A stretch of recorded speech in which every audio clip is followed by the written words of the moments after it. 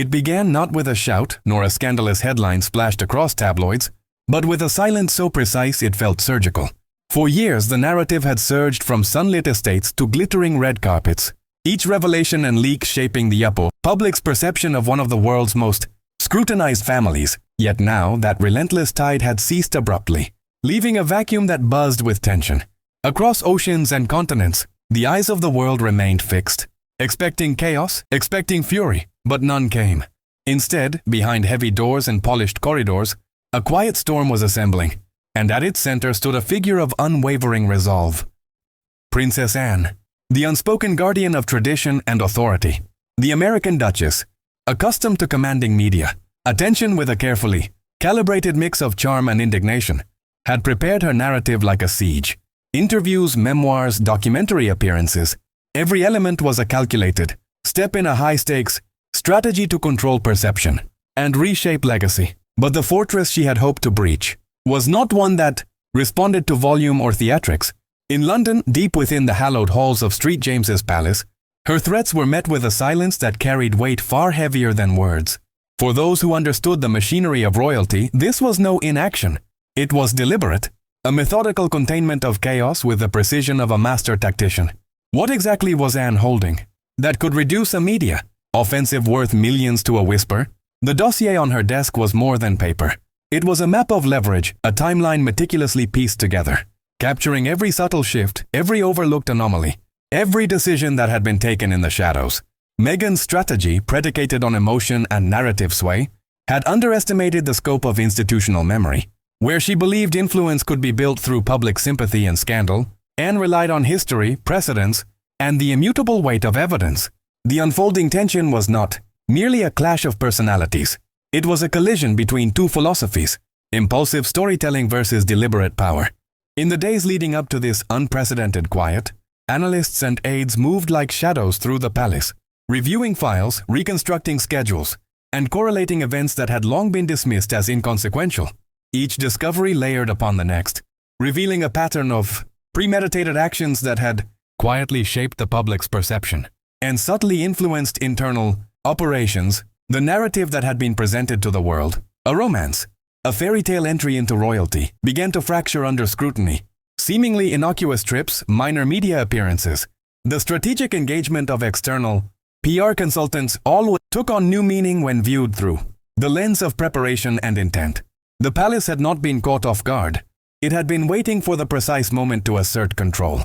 The suspense was compounded by the reactions, or deliberate lack thereof, seen across the Atlantic. In California, the expectation had been for confrontation, for the noise of rebuttal and counterclaims. Instead, there was a vacuum, a strategic absence of response that magnified tension and disoriented even the most confident players. Harry, torn between loyalty and the instinct to protect, found himself navigating a battlefield invisible to the public eye. Every attempt to intervene or provoke a reaction was met with nothing. The silence, subtle yet absolute, became a psychological weapon. Overexposure, fatigue, and the human tendency to interpret absence as weakness all worked against those expecting an immediate clash. What appeared as stillness was, in fact, a carefully orchestrated storm. As the investigation deepened, the archive revealed its secrets.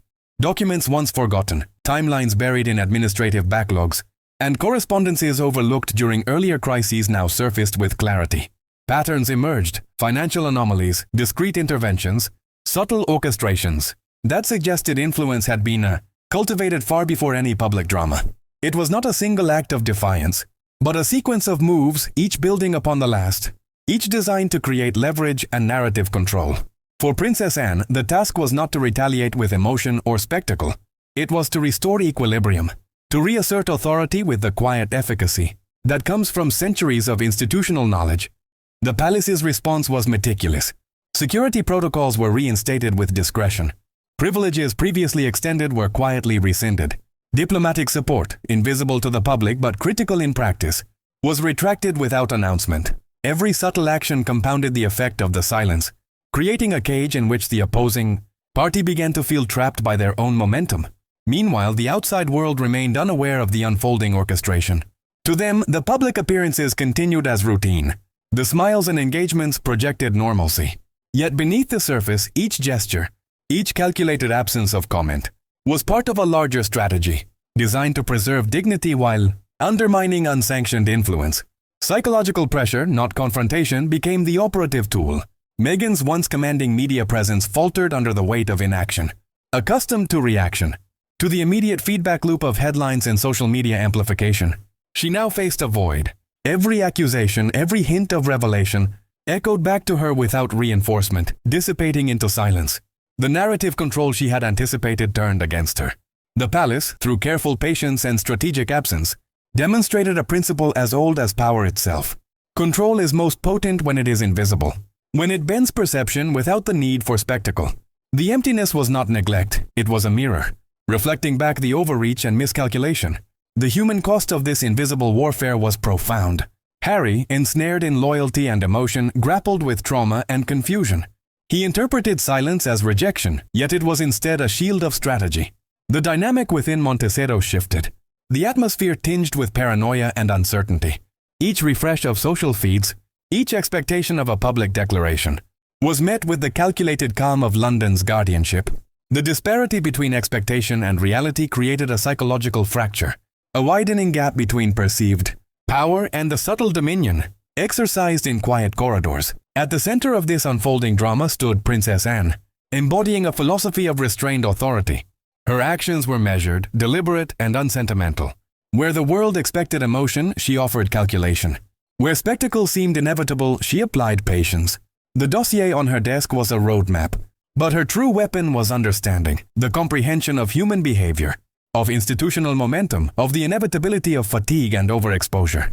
By remaining steady, she allowed the system itself to respond, turning the tools of attention, expectation, and perception into instruments of enforcement.